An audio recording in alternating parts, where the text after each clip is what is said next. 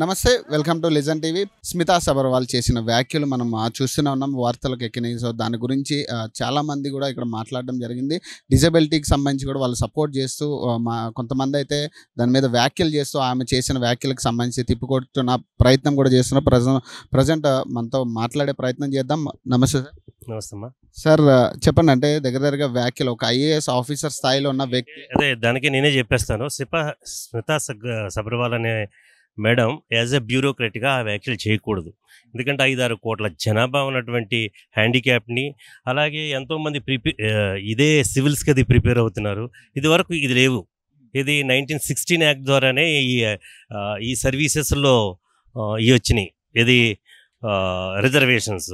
అలాంటప్పుడు వాళ్ళని ఎంకరేజ్ చేయాలి. కానీ మేడం ఇలా మాట్లాడుతూ మాత్రం నాట్ కరెక్ట్. చేసిన వ్యాఖ్యల్లో కొన్ని తీసుకుంటే, అంటే పైలట్లు వాళ్ళు అందులో నియమించుకుంటారా డిజబిలిటీ వాళ్ళని, సో ఇందులో మాత్రం ఎందుకు అనే దాని మీద ఆ మేడము కేవలం ఏమనుకున్నారు, స్టీవ్ హాకింగ్స్ అని అయితే ఈరోజు మొత్తం ప్రపంచాన్ని టెక్నాలజీని ఎత్తిసించాడు.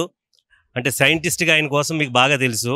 అలాంటి సిచ్యువేషన్లో ఉన్నప్పుడు ఆ మేడము శారీరక దారుఢ్యం ఉంటేనే చేస్తారనుకుంటే, అంటే ఫిజికల్ ఎబిలిటీ ఉన్న వాళ్ళు చాలామంది ఉన్నారు, మరి అందరూ అవ్వట్లేదు కదా ఏఎస్లు. బట్ మేడం అయితే రాంగ్ చేశారు. కొంతమంది ఇప్పుడు బయటకు వచ్చాడు, ఎవరైతే డిజబిలిటీ వాళ్ళు ఇప్పుడు బయటకు వచ్చి కొన్ని సాధించే పరిస్థితి చూస్తున్నాం. మరి ఇట్లాంటి వ్యాఖ్యలు చూస్తే వాళ్ళు కూడా ఆగే పరిస్థితి కూడా కనపడుతుంది. బ్యూరోక్రట్గా 1916 లాని మేడము ఇంప్లిమెంట్ చేయాలి, కానీ ఆమె కామెంట్ చేయకూడదు.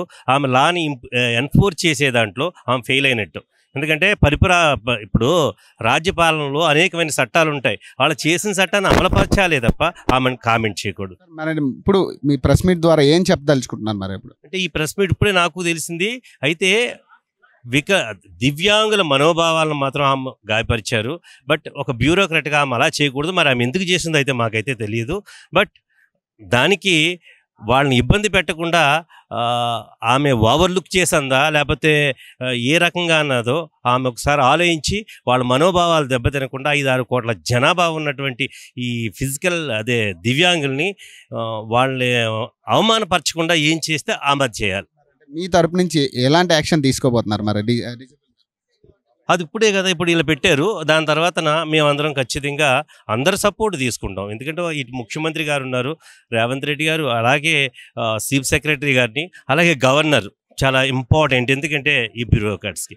కాబట్టి ఆమె ఖచ్చితంగా వీళ్ళని బాధ పెట్టే కంటే హెల్ప్ చేయాలి, కానీ బాధ పెట్టే కంటే ఇట్లాంటివి ఇచ్చేయకూడదు ఆమె. Thank you sir. Thank you.